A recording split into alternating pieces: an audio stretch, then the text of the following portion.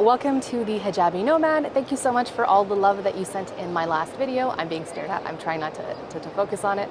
Alhamdulillah.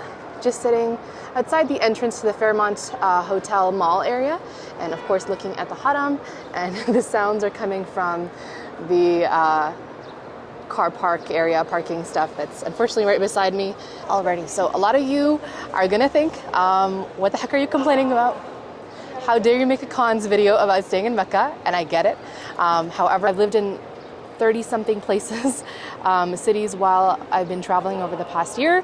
And as awesome as it is to have the Haram here, Mecca is a city filled with humans. It's got its own infrastructure, its own style, its own political culture, and there's things that will impact your comfort, your experience, your kind of ease of fitting in and having a comfortable lifestyle here. So I want to make sure that I do address as many as I can. And it goes without saying, please don't forget to subscribe before you jump into the video. Comment below, tell me what you'd like to see, inshallah, while I'm still here, what you'd like me to film. And I will also do a video on the pros, so that's coming up, don't you worry. But for now, jumping in, here are the cons of living in Mecca long. So the thing I have, to be honest, noticed over a period of time is that outside of going out to eat, there is a nice cafe culture and a going out culture and a few Instagrammable restaurants and stuff like that here.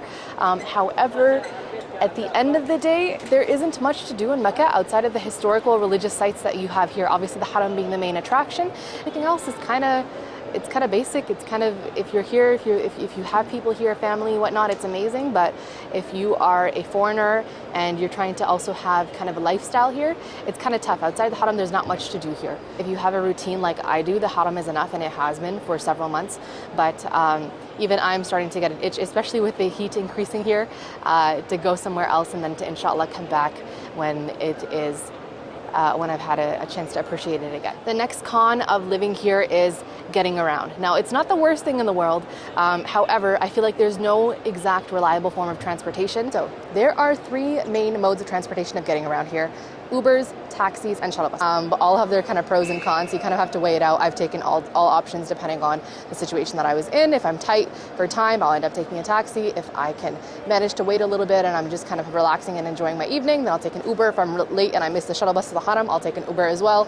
And then otherwise, I try to, especially going back and forth from the Haram, I try to rely on shuttle buses, even though they're unpredictable and they change their spots that they pick you up from, and they change the whole route and the timings and everything. They just love to switch things up on you. So it's nice that you have options, and it's amazing that some of them are free, the shuttle buses being free if you are, that's only if you're coming in from a hotel that provides that service. But yeah, Ubers will cancel on you all the time.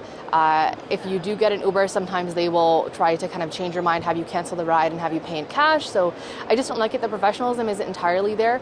However, I have had some amazing rides. I've been able to take a ride in some really cool Ubers. So there is that pro because there's that car culture here. The next option obviously would be taxis. Taxis tend to gouge you.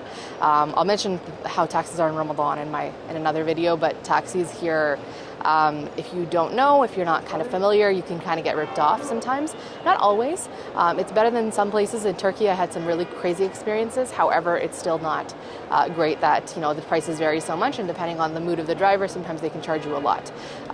So you just got to make sure that you know, or you ask someone what the regular price would be for your destination, and you get the driver to agree to it before you get in the car. Another con is that they honk a lot. you get that here with the style of driving and with the traffic. Like, they're very honk happy. Another con, which I was very surprised by, considering obviously that it's a holy city and we're within the Haram boundaries, is that there is a bit of a pickup culture here. Now, I didn't realize this until a couple months in here, and a local had to tell me what was going on because I just found it really weird. A lot of times everywhere I'd be going, I'd get honked at, especially during the middle of the night. which I guess I know, but I had work, finishing at 1 a.m. So I'd be walking out middle of the night, which is safe here, to be honest. I've never had anything ontowards happen to me or anything weird or unsafe happen to me. However, the only thing that would happen was that people would honk at me, guys especially who would be driving on the street would just honk at me. I assumed it was like taxis or Ubers, but obviously taxis would have a sign and Ubers don't generally pick you up on the street. So basically I was told that it's actually the way that people pick up here, especially if it's like a fancy car. It's generally because that's how they pick girls up. And I don't know if girls respond to that, but again, it's apparently a thing. I figured it out. I probably would have figured it out if I had used my brain a little bit more, especially because at some point I had a guy follow me afterwards that said, I like you, I like you, I like you. So it's just weird. It's unfortunate. It's never happened to me in Medina at all, but Mecca, and yeah, I've been noticing it constantly every time I go outside and I'm walking alone. I think it's obviously because I'm walking without anyone with me. I do have that happen, which is a bummer, but that's another con. Alrighty, just leaving the masjid now after Fajr, in front of the Kaaba, and the next con about living in Mecca is it's insanely hot, especially as you hit March, April. January, February, December, those are great months. I was living my best life at that time. The way to get around it is do not leave outside during the day. Stay inside, especially during Dhuhr Asr. If you got to leave for Salah, the masjid, do that if you got to. If you're close by, if you're not, to be honest, I don't ever go for Dhuhr and Asr. Not that I discourage people from doing it, but I can't survive. So stay inside throughout the sunny hours. I come home after Fajr. Either I get everything done and I leave immediately after Fajr, or I wait till Salat al-Duha. But when the sun goes down, Maghrib time or Isha, I even leave it till a little bit later because it's still very sweltering outside. That is when I leave my hotel. Everyone's got their own threshold. Mine is very low, so I have to do whatever I need to do to accommodate for it.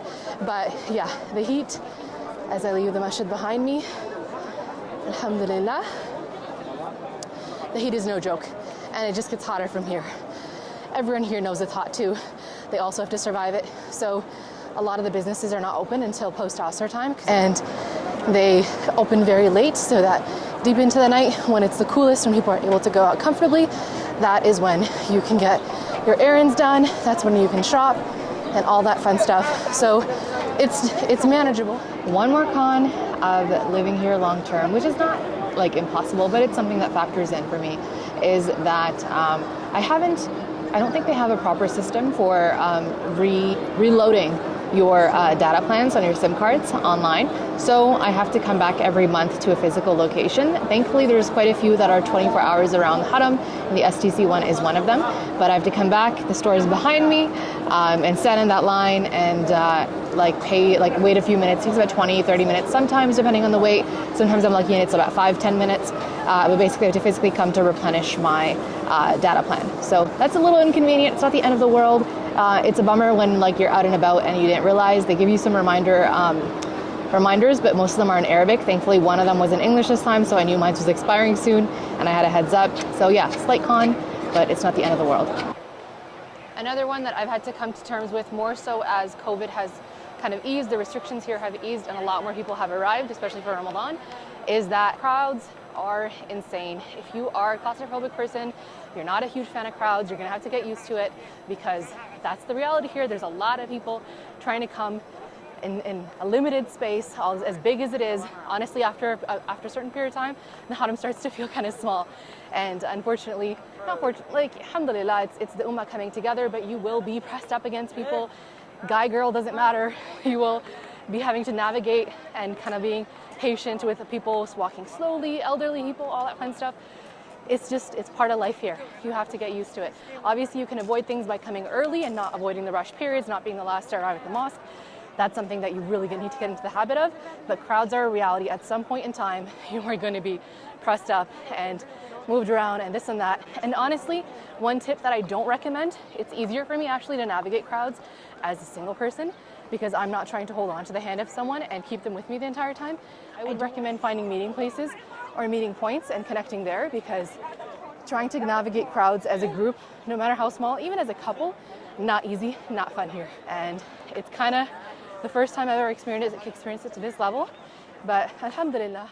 And last but not least, one of my biggest frustrations across the board has been the way that things are kind of managed here logistically. And I won't go too far into it because I don't want to get myself in trouble, but I find that in Saudi in general, rules change overnight. Now, in the past little while, it's been to our benefit. COVID restrictions and stuff like that have eased. People have been able to come into the country, but the way that they got implemented was also overnight. Just randomly, there'll be, a missive or a new kind of thing, a new restriction put in place or a new law put in place, and just overnight it's being implemented, and it's crazy. Locals often, or even like soldiers and people implementing these things, have no idea about what the actual restrictions are. There's confusion, especially after the first few days, and then just things would change day by day. One day you're allowed through some entrances and exits, one day you're not.